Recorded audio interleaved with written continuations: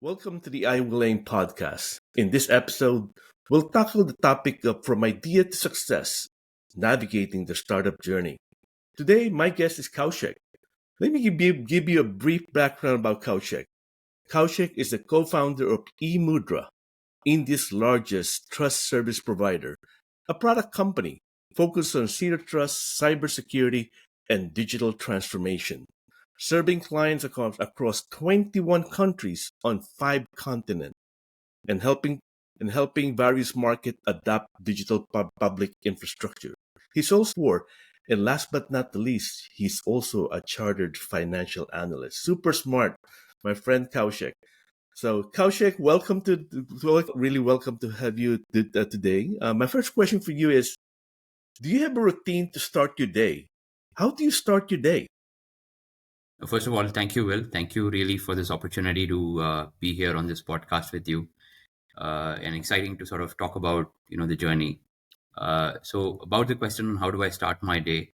I have 2 kids now, right? So the younger one is just 2. He wakes up early. He wakes me up.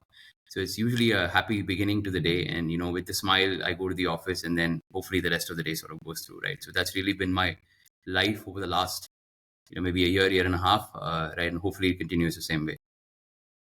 Well, kids are the best part, right? I think they're the one that inspire you. I have 2 daughters myself, and they always inspire me to do my best. So thank you for sharing that. Let me start the first question. Can you share a little bit of your career journey? How did you get started? Yeah, my career, well, I mean, I've known you for a while now, right? My first job was with UBS Financial Services right out of college. This was year 2005, right? So it's almost going to be like 20 years. I spent a few years, had the opportunity of, sort of working with you, learning a lot of interesting stuff. And then there was a break. I did the CFA program. So I got an opportunity to sort of join a hedge fund in New York, work there. And this was all pre-recession, right? And everybody knows what happened to hedge funds during recessions. So the fund kind of, couldn't really, I think, make it to the other side. So that's when I think, it really dawned on me saying, what should I be doing now? And when I looked at that, point in time, it was quite interesting because India, for instance, was going through a massive sort of transformation, process, and there was a lot of, startups sort of trying to do very interesting things, taking global ideas, but really solving for the local market. And when you start putting statistics of 1 billion people that will consume, over a period of time, all of the numbers started looking very interesting, right? So, which is when I decided to sort of relocate to India and then start, a concept that's sort of similar to what Party City did in the US, but sort of, try and make the whole event and the party planning space far more organized. So essentially a combination of both products and services. And then we launched that, did that for a few years, right, which still continues to run. And then came eMudra. So eMudra was really a company that actually was an opportunity where we had sort of the opportunity to do a management buyout. It was a company that was already running, but very small in scale and size, primarily focused on digital transformation. But then, once we got in, and it's now like, my family, so my father's involved, my brother's involved. The idea was to really sort of ride the wave with, the whole digital transformation that was happening primarily in the markets that we serve. That includes most of the emerging markets that were already present, and sort of build out this whole idea of digital identity, digital signatures, payments, and all this whole concept, right? Because I think what we realized was many of these markets were sort of leapfrogging from a technology perspective to go all out from a digital standpoint, and that's sort of the journey that we rode. And interestingly, as more and more things went digital, so was the requirement to sort of secure, your infrastructure, and therefore cybersecurity became pretty big. So we really, as a company, focused on building solutions. One for how do you transform digitally using digital signatures, security, and then now plug gaps, from a zero trust standpoint or from a cybersecurity standpoint, right? So this has really been my journey over the last sort of almost now 20 years, ever since I sort of graduated from college. What's that's really interesting is you didn't just provide a service. You provide a bespoke service, right? You provide a holistic service across the board that cover the different facets of the business. And that's really amazing. I want to ask you a question. What qualities do you believe are essential in a startup business? How do you complement one another? And more importantly, how do you, match the strength and weaknesses? Yeah, it's not really just one quality. I think it's a combination of a few important qualities that sort of drive the growth of any startup. One is, of course, having the larger vision always in mind, and then, of course, sort of breaking that down. So you have to be a little bit of a visionary to sort of think beyond what's coming in the next 1, 2, 3 years, and sort of take a slightly longer term view of what's really going to happen from a trend perspective in the industry or the problem that you're solving. But more importantly, then sort of break it down into various execution milestones, right? So I think you've got to be a great executionist, because many people have the vision, but then not able to sort of follow that through with the execution. But other important thing I think in recent times is more, aspects of things like financial prudence, because I think a lot of us, particularly probably in North America, in India, and various emerging markets, are spoiled by the excessive supply of money available Mm, to fund startups. And those things tend to have a negative impact on your mind mainly, right? In the sense that you end up, sort of spending a lot more money than you should be. And as a consequence, when there is a funding winter like there was, maybe a couple of years back and still continues, then you don't really make it on the other side. So financial prudence, ability to sort of navigate, the sort of the highs and the lows, planning for that is a pretty important quality. So at least having a basic sense of financial management is pretty important. And last but not least, having a high level of sort of integrity, right? Because mm. I think that's one quality that I would rate pretty highly, which is quite underrated. Because a lot of times there's opportunity to make money, pretty quickly. There are a lot of shortcuts available, but if you want to build an institution that sort of stands the test of time, there are some ethical dilemmas that you're constantly faced with, but you have to always sort of stand on the right side, right? Even if that means sort of losing an opportunity, but building something for the long term, right? So I think these three were sort of very important for us when we built our sort of company to the level we're now public, right? So essentially, there are other qualities, various leadership qualities, but I think for us, these three sort of stand very highly in our sort of pecking order. I think I love that you point out integrity and you kind of put it last, but that's the most important thing, right? At the end of the day, doing the right thing. And from a leadership standpoint, that's even harder for all of you as leaders to make those decisions when sometimes other people are chasing money versus the right thing to do. So I'm really glad that you mentioned integrity as a cornerstone. And I love that you mentioned vision, because vision is one thing that unite the organization together. So how do you, like, if you could share a little bit of like the structure or the process of how you do vision planning and how do you do forecasting in the sense of understanding the marketplace? Yeah. So vision actually has two kind of aspects, right? So one is more from a qualitative aspect, and then of course the quantitative, measurable sort of benchmarks that you set for yourselves, either your 3-year business plan or your 5-year business plan. And now that we are public, it's sort of all the more important that we give a long-term sort of growth, sort of projection or trajectory, if you may, from that perspective. So from a qualitative standpoint, it's really about solving problems at scale, because unless, Mm, again, that's another important aspect as you sort of scale startups. If you're not able to achieve scale, you don't get the recognition or the value, right? And if you're solving local problems over time, you can't really build an institution. So how do you really look at scale? What's sort of the long-term plan? What's the problem that you're solving? Is the problem large enough? Do you sort of then build a product market fit? All those are things that you sort of understand as you go through the journey. I mean, you may not have the idea from day one, but it's really sort of a journey that you undertake to get to that point where you're able to sort of figure out what does scale mean, right?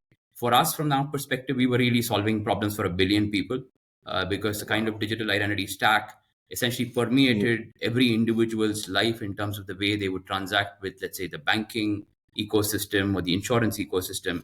Because back in 2015, there was sort of a program by the government of India, which essentially meant that every citizen should be able to sign documents digitally, but mm. linked with identity, right? So essentially, it was a program that sort of what is called the digital public infrastructure. So it's really how do you solve problems at scale?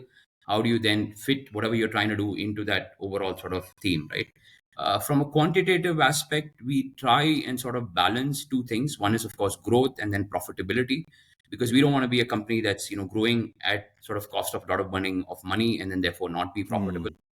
So it's sort of a steady balance between growth and profitability. And what we've realized internally, and this is probably only unique to us, may not be a general market yardstick, is if you try and maintain growth at about 30-35%, right, with a good sort of profitability, that is something that can be sustainable over the long term, right? You try and grow very rapidly, and many of these venture capitalists would tell you that you got to do the hockey stick model, and then sort of grow 100% year on year, right? Sometimes what happens is many a times if you do one thing wrong, it can just sort of bring the company down, right? So I think for us, at least, kind of investors that we deal with, the public market situation, it's really a balance between growth and profitability. And we've seen that setting a benchmark of 30% itself is quite sort of challenging, because the entire organization, the whole delivery teams, the professional services teams, the support infrastructure, all has to sort of get geared up. But anything that's far more Yes. rapid results in significant sort of stress to the organization, which then has to be solved for. So I think you brought up two interesting points. Number one, on how do you grow the business? Really, what problem are you solving? And you mentioned how big is that problem, right? I think the size of the problem matters. And the second part is financial prudence. At the end of the day, you could say, like you said, the hockey stick model. That what if you miss something, and then the opposite of that is a crash, right? So the company doesn't make it. So it's really great that you point out fiscal responsibility. I call it fiscal responsibility, being financial, being responsible for how you spend money and how you grow your business. And the second part is the size and magnitude of the business that you actually are chasing or working on towards. Yeah. So just Another to add, question I well, have. Yep, yeah, go yeah, I ahead. mean, just to add one more point on that, right? So we never raised external funding until we went Oh, public. wow. So completely bootstrapped, right? Self-funded, focused on sort of reinvesting the profits back into driving growth, right? So I think that was pretty important for us. That's impressive. That's impressive because most of the startup get influx of money that keep on coming up until they go public. So great. Congratulations to your company for doing that. I want to ask you a question around the startup journey. I think, can you walk me through the process of, maybe because you did two, right? Maybe did you take example the first one, from the process of ideation, from the day you thought about the idea of doing something into actual launching the company? Like, are there like steps, high level steps that you could share? Yeah, I mean, so any startup journey typically involves, I mean, you have an idea usually on paper, right? But you got to now translate Yes. it to reality. So most people would tell you that, the first step is to get really a minimum viable product out, because most of the times that idea that you have in the mind may not, I mean, 99% it won't work. You got to launch pretty quickly, take feedback, right? Tweak, and then go again launch. So idea is to get to a MVP pretty quickly early on in your journey, because then is the problem that you're solving really a problem to be solved, right? Many of the times that we think that we are solving problems, but it's probably not a problem at all. So I think that's pretty important, is to get to an MVP stage early on. And then once you have an MVP, then the rest of the things follow, right? Because by then you've sort of figured out if there is sustainable business model that can be sort of driven from that idea. Then the rest of the things can sort of figure out, right? You can hire a team, hire different people that complement your skills. Maybe if in my case, it's of course a family business, we bring a lot of complementary skills. But if not, then hire other co-founders, or sort of work with other co-founders that sort of complement your skill, and then slowly start building a team. Then probably look for funding if you don't have the ability to sort of fund the capital initially yourselves, and then you sort of grow on that trajectory, right? But the very important thing is to sort of get to that MVP stage pretty quickly, because then you can take a call saying, this is this a go or a no go. And if it is a go, then start working on the next steps, right? And if it's a no go, then just crash and burn the idea and think something new. It's I love the idea of getting to an MVP and going out to the marketplace, getting feedback, soliciting feedback from the stakeholder, because that I think models is essential. Like you said, in getting to know that, are you solving the right problem, or is that problem you're solving no longer there? Thank you for sharing that. You talk about a little bit about hiring the right people, finding the right people. So what are the qualities that your team choose in the right member of your organization? What qualities do you look for? I know integrity is one of them that you mentioned. Like, what other qualities? Like, what should someone have in order for them to even be considered as part of your Yeah. team? Yeah, in a way, I think early on in your startup journey, it's very different from the way that you assess people. Like for now, when we look at recruiting people, because we're already sort of reasonably sized. But I think early on, they have to share a sense of passion very similar to you, right? And have to be willing to sacrifice a fairly large part of their life for a deferred sort of gratification, right? Because you may not have the money to sort of fund highly skilled talent right up. So, and most of that conversation, you have to have one on one, with the folks. Try and understand instinctively, are these the set of people that I would be working for the next sort of 8, 10 years, right? And if the answer is yes, then you sort of work with them. They may not be the greatest, but I think as long as they can solve problems, right, and sort of share the same passion, and then let go of many of the facilities, perks that they may have in the larger organization for a deferred gratification. I think those are the sort of qualities that you would look for in hiring, not only your co-founder or working with a co-founder, but even the initial set of people that you'd want to work with, right? So I think those are fairly important. But as you scale, then things change because now you have a mature team. Then you can go through a recruitment process. Even if hiring mistake doesn't cost you that much, you can always sort of course correct and then sort of do other things, right? But early on, these are fairly important attributes that you want to look for. So there's two different facets of hiring from initial phase and then hiring from steady state. Thank you for sharing that. I think I want to go a little bit deeper on. So now that you had two startup, what still motivates you to wake up every day? No, I think it's passion, Will, right? Nothing else. That we are continuously solving problems for the greater good, and we see the impact of our problems being solved. Customers continuously thank us for what we do, right? In terms of either improving people's lives. For instance, to give you an example, prior to all of this technology being made available in India, loans, micro lending, right, as we call it, essentially Yeah. loans that were given to rural customers, used to take like at least 5, 6 weeks. Today, we are able to do instant loans in literally like 20, 30 minutes, right? And this is with all of the Wow. technology, the identity, the signatures, the credit checks, etc. Right? So I think it's significantly transformative in that sense that you are able to impact a larger public good through technology, and this is going to continue, right? And I think that's the passion that all of us carry, in the organization. And many of the senior team members also sort of share a similar view: is that that's the motivation that sort of makes us come every day to office, continuously challenge ourselves, innovate, and then see what's the next big thing that we can solve for. Thank you for sharing that.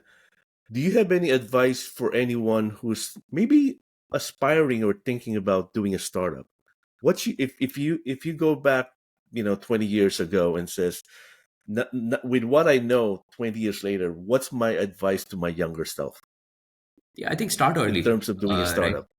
Start early because later on in life the risk reward, you start thinking too much about it. But once you start early, you're willing to take all the risk you can, right? There's not a lot of downside, and that allows you to learn, right, continuously. And then and I've seen anyone that sort of puts in a fairly long period of time into startups uh, eventually succeed. They may have multiple failures along the way, but I think each sort of failure teaches them a new lesson, and then you eventually sort of end up cracking some right model, which then scales into a institution, right? So start early, don't be averse to taking risk, right? Continuously seek feedback, and then I think you're on a fairly successful journey.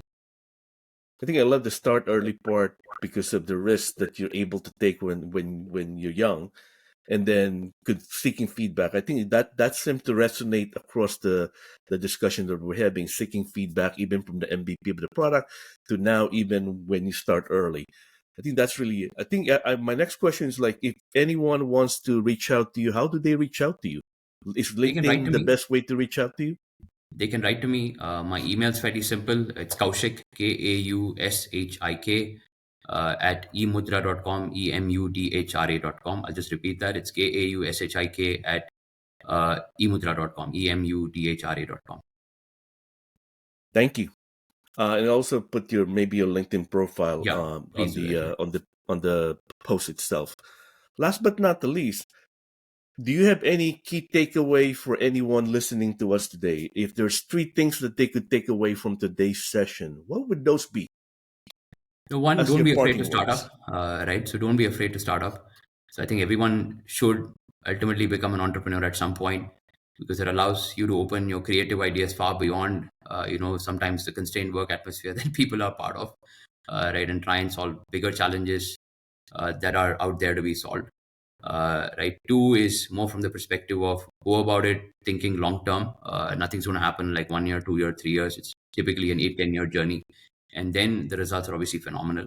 And three, I think, I'd like to share a quote from Peter Drucker, which I constantly remember, right? Mm, So, my if favorite. I think it goes like this: it's nothing as useless as doing something that which should not be done at all. Many times we sort of tend to reinvent the wheel, right? We end up solving for problems that have already been solved. So when you start up, it's very critical that you focus on the core problem to be solved, right? So if you're a SaaS company, you probably need a CRM tool, right? There's no point building one because there's tons of commercially available ones. And today with all of the open source stuff, there's enough and more tools available at your disposal to pretty much solve for any of the extraneous or the associated sort of requirements of running a startup, right? So focus on the core. Don't try to perfect things that have already been done. Don't really reinvent the wheel, right? So that's really the final message that I want to deliver to viewers that are sort of viewing your podcast. With that one, I'll end the session. Want to thank Kaushik for being here today. Really appreciate your time. I know you're really busy. Want to thank all the people that will be tuning in and listening to this podcast. Please subscribe, like, and share it with your friends. And really want to thank you, Kaushik, again for coming today. Really appreciate you. Thank you. Thank you so much, Will. It was a pleasure joining.